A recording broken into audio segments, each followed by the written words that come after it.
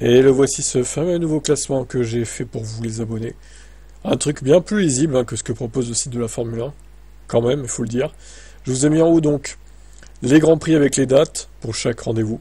Donc écoutez, voilà, comme ça vous avez le calendrier en même temps. C'est magnifique. J'ai mis les pilotes en couleur en fonction de leur écurie aussi, comme ça on y voit plus clair. J'ai divisé la catégorie sprint et course, comme ça on voit un peu qui performe où le mieux. En jaune ici vous avez le total pour chaque rendez-vous. Donc on peut voir qui a marqué le plus de points lors du week-end aussi. C'est intéressant toutes ces infos quand même je trouve. Alors celui qui a marqué le plus de points en Chine, au final c'est Piastri, 32 points marqués quand même. Il a failli faire un sans faute, Oscar, mine de rien. Il y a juste le sprint, qui est Hamilton qui a gagné, mais belle perf de l'Australien, pour le coup. Et le deuxième qui a marqué le plus de points, au final, c'est Russell. Il a fait troisième en course principale et 5 points marqués en sprint. 20 points marqués, et Norris est seulement troisième pilote qui a marqué le plus de points, avec son sprint complètement raté, il faut le dire. Il a marqué juste un point de plus que Verstappen ce week-end. Vu la voiture, vu les différences de voiture, franchement, c'est inadmissible, Norris. Au bout d'un moment... c'est lamentable, quoi. Désolé, si fan de Norris, vous avez pas apprécié, mais il s'est complètement raté.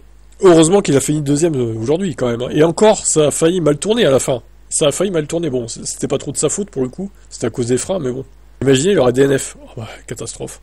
Russell, ouais, en tout cas, avec sa Mercedes, il a quand même été le deuxième à marquer plus de points, c'est beau. Belle paire ce week-end pour Russell. Bon, après, je doute qu'il joue le titre, quand même, sur le long terme. Je suis pas sûr de ça, quand même.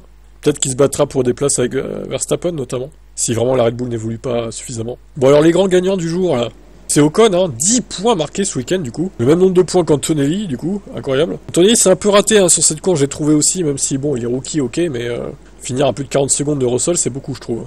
La stratégie égale, un arrêt pour les deux, en plus. Donc j'ai trouvé ça assez énorme. Et Stroll, au final, il marque 2 points, grâce à la DQ des deux Ferrari. Incroyable. Albon, il passe à 6 points. Bierman, il marque 4 points au lieu de 1. Et il y en a un autre qui rentre dans les points, c'est Carlos Sainz, qui marque un point, comme ça, alors qu'il a rien fait pendant la course, on l'a pas vu, mais il gratte un point, Carlos. Magnifique. Bon, la catastrophe, pour les pilotes Ferrari, qui sont 9e et 10e du classement. Ils sont quand même derrière Stroll et Ocon. Non mais, juste, quoi. Hamilton est repassé devant Leclerc suite au sprint, mais bon, franchement, c'est catastrophique. Le début de saison de Ferrari, il n'y a pas d'autre terme, quoi.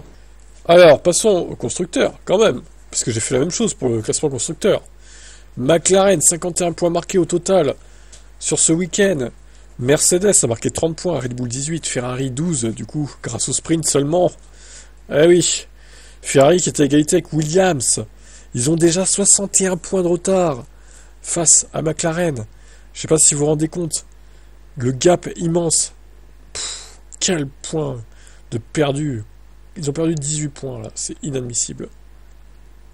Donc Williams, c'est égalité 5e. C'est marqué 14 points ce week-end, du coup, grâce à tout ça.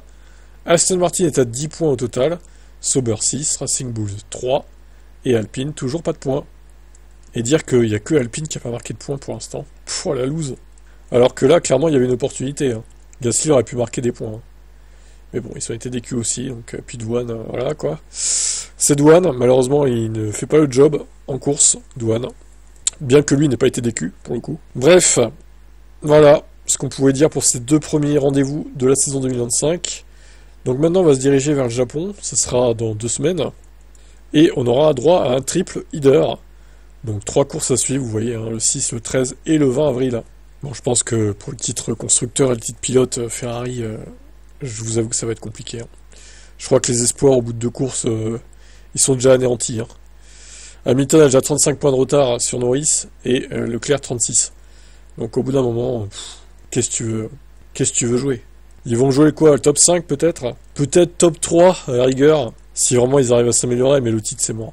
Il faudrait vraiment qu'il y ait des dingueries qui se passent cette saison pour qu'ils arrivent à remonter et à jouer le titre. On sait pas, peut-être une course folle sous la pluie ou 2, mais des DNF aussi, Norris, Piastri, Verstappen.